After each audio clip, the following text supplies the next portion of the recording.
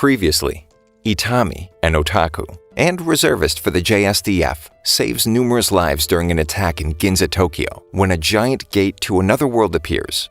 The government sends in the JSDF after 3 months of scouting the special region. Itami leads his new team on a mission to make first contact with the locals in order to establish peaceful relations. They fend off a flame dragon while escorting a town to safety and take in a strange group of refugees, who then help them defend a city with the help of the Empire's princess. Now, Itami and the small ragtag group travel to Japan in an attempt to solidify peaceful relations between the worlds. The special region's inhabitants are blown away by the immense progress that Japan has made over their own empire. They are now certain they stand no chance of winning a war against them. Itami is greeted by Komakido of the PSIA, Public Safety Intelligence Agency. He seems to have done his research as he goes over all of Itami's achievements. It looks like most of them he got out of sheer dumb luck. Apparently, he's a ranger and special forces, which floors Kuribayashi. She refuses to believe Itami could achieve such accolades.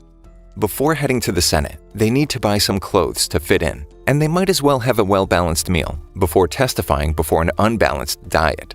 When they arrive, Pina and Boses are held back since they aren't even supposed to be there in the first place. Instead, they head to a secret meeting with Foreign Affairs. During the diet hearing, Itami is questioned by a senator who is bent on painting the JSDF in a bad light. She blames the 3rd Recon for the 150 civilian casualties during the Flame Dragon attack. He takes the stand and shrugs it off, simply stating it was a dragon. They didn't have the firepower necessary to deal with such a threat. Another Diet member corroborates his claims. After running tests, they concluded that the dragon's scales were comparable to tungsten. Basically, it was a giant flying tank that breathed fire. It would have been nothing short of a miracle if they had been able to save everyone. Moving on, she calls Loli to the stand to address the conditions in the JSDF refugee camp, but doesn't get the answers she was hoping for. Tuka can't even speak to the events of the attack since she was mostly unconscious. The Diet member spots Rory and thinks she must be in mourning due to her black attire. She's even wearing a veil. She berates Rory and accuses them of running away and not doing their job since there were no JSDF casualties. Rory stands up for Itami and his team. Nobody has fought off a flame dragon and lived to tell the tale. They immediately took action to save as many civilian lives as possible, 450 to be exact. The Diet member is offended by Rory's condescension, thinking she's merely a little girl, until Itami steps in, and they discover she's actually 961. Tuka is 165, and Loli is merely a 15-year-old human. Loli goes on to detail the different races of the special region. Elves can't die of old age, and Rory is actually a demigod who ascends to full godhood on her 1000th birthday. During the Foreign Affairs meeting, Pina and Boses are extremely confused at how willing the Japanese are to compromise. Instead of holding their people for ransom, as a show of good faith, they hand the princess a roster of 6,000 prisoners they are currently holding and allow her to choose those she wishes to free. They use a bus as a decoy and all meet up in the subway, where Komakido meets them a few stops later, believing they've successfully thwarted a suspected mole in their operation. However, Rory is uncomfortable being underground, and they get off a stop early. Komakido says to stick to the plan, just as it's announced that the tracks up ahead have been blocked. Streetside, someone tries to steal Rory's halberd, but can't carry it. Neither can Komakido, who's immediately sent to the hospital after trying to pick it up. With nowhere to go, since the hotel isn't safe, Itami decides to bring everyone to Risa's apartment. When asked who she is, nobody is prepared for his answer. Risa is his ex-wife. Itami and Tomita agree that his ex-wife's place isn't exactly the best safe house. Though they can't rule anyone out as the mole, being separated from Komakido is not ideal. Risa tells Tomita that she and Itami are still friends. Their divorce was mutual, so there's no animosity between them. The next morning, following his motto, hobbies before work, Itami decides it's time to have some fun. At least he shoehorns in a practical advantage as cover. Splitting up and sticking to public places should be the safest bet. Itami decides to head to the manga store. Pina and Boses ask Tomita to take them to the library, and Risa suggests the rest of the women go shopping with her. Rory refuses because she has no need for anything other than her formal attire, but her self-control isn't exactly under control. Tuka, Loli, and Rory get new outfits, so as not to stand out more than they already do. At the library, Pina and Boses are blown away by how much literature it contains, but they have a different type of reading material in mind, some slice of life, light reading. Itami runs into Defense Minister Kano for the first time in 20 years. He was the first one to introduce Itami to manga. Now he needs the lieutenant to conduct secret operations, purchasing manga, since the minister can't be seen buying it himself. He orders Itami to stick with the original plan and take their guests to the rendezvous. The group reconvenes. Tuka bought a compound bow, Loli some books and a laptop, Rory got new clothes, and Pina and Boses acquired some not-so-conventional art as Tomita had in mind. That night, they head to Hakone Mountain to stay at the Sankai Inn. The SFG has the resort under surveillance. While getting changed, Rory notices one of the operatives watching them, even at a distance of 450 meters. After the women are alone, in their respective hot springs, they wonder about Itami and Risa's marriage. They knew each other since childhood, and Itami had the means to support her while she pursued her career as a manga artist. A marriage of convenience, really. At least it was to Itami. As soon as he left for the special region, she filed for divorce. Meanwhile, the SGF is dealing with armed intruders targeting the special region's inhabitants, though they aren't quite sure why. After unmasking a few they took out, they seem to be American. The US president makes a call to Motoi, the Prime Minister of Japan. It's blackmail. They have enough dirt on the cabinet to stay their hand. The Prime Minister tells the Defense Minister to have his men stand down, but he doesn't agree to just hand over their guests. If he and the cabinet step down, the Americans lose their leverage. It's up to Kano now. Itami wakes up to find Rory drinking alone. Apparently, she can't sleep. There's a battle going on outside, and she needs Itami to deal with it, having a hard time holding back. Itami also has a hard time holding back. She doesn't exactly look over 900. Saved by the bell, or ring, Itami's phone goes off, interrupting Rory's advances. The Americans get too close to the inn, and Rory decimates their black ops. They're not the only ones, though. Multiple special ops teams from different countries are caught in the crossfire. It's a massacre. Good thing Rory is invincible. There isn't much time. They need to get out of the inn and vacate the area. Itami gathers everyone and tells them to grab any usable weapons.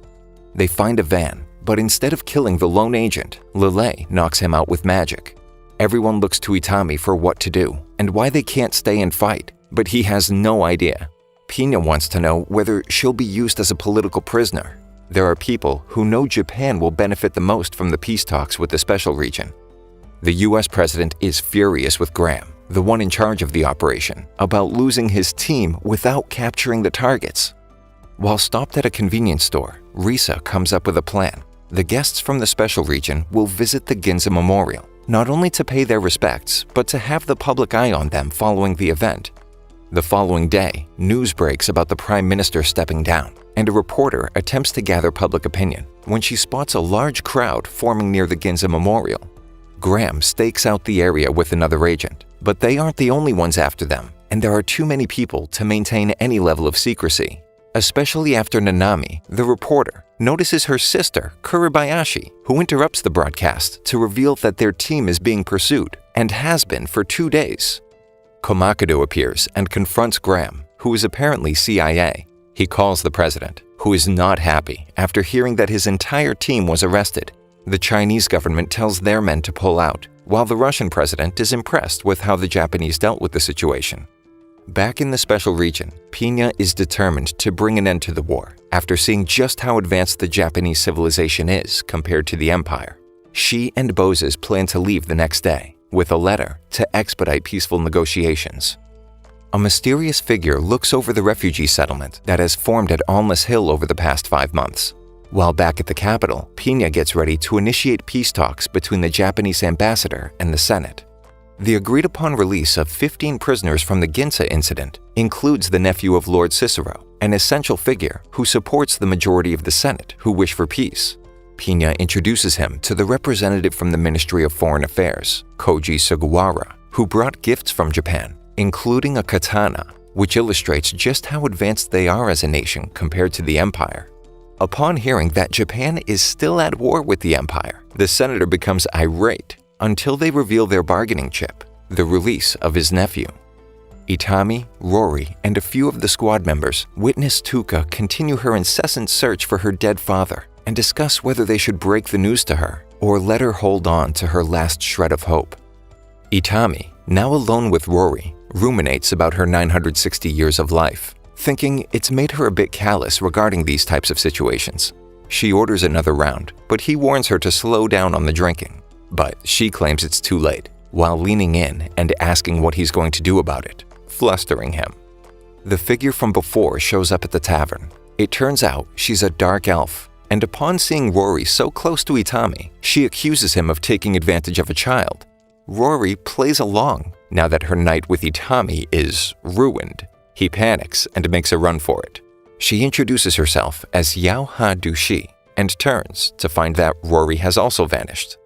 She tells the tavern patrons that she's looking for the men in green, offering a reward for their help, a giant chunk of adamantium. But as soon as she mentions a flame dragon, nobody will take her up on the offer.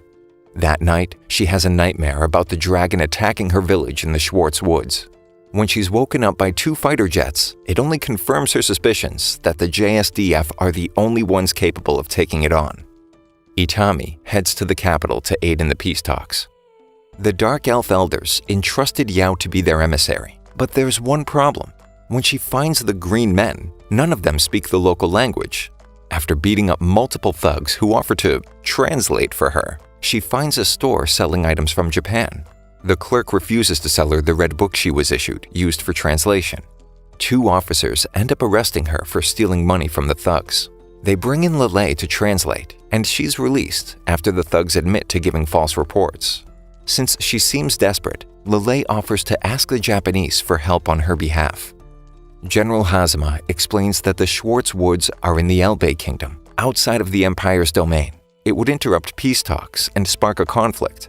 Lieutenant Yanagida notices Yao's devastation and mentions that Itami might be the only one crazy enough to help. Princess Pina and one of her knights, Hamilton, are waiting for Itami and the Japanese diplomat to deliver Japanese goods in the hopes of winning over more nobles to their cause. But that's not all. Itami is accosted by Pina, demanding to know if he brought the shipment of fine art, more of the manga they brought back from Japan the first time. A group of soldiers notice how upset Yao is, disagreeing with the political reasons for refusing to help her. Like Yanagida, they mention that Itami is probably her best bet. As Yao makes her way to the co-op for the night, Itami makes his way back to Almas Hill. The princess's artwork isn't merely for leisure. It's being used to relay newspaper clippings detailing all of Itami's heroics since arriving in the special region. Despite looking like peace is on its way, the year of the Empire 687 is only half over. And unbeknownst to everyone, war is on its way. Thank you for sticking until the end. Subscribe for more videos like this.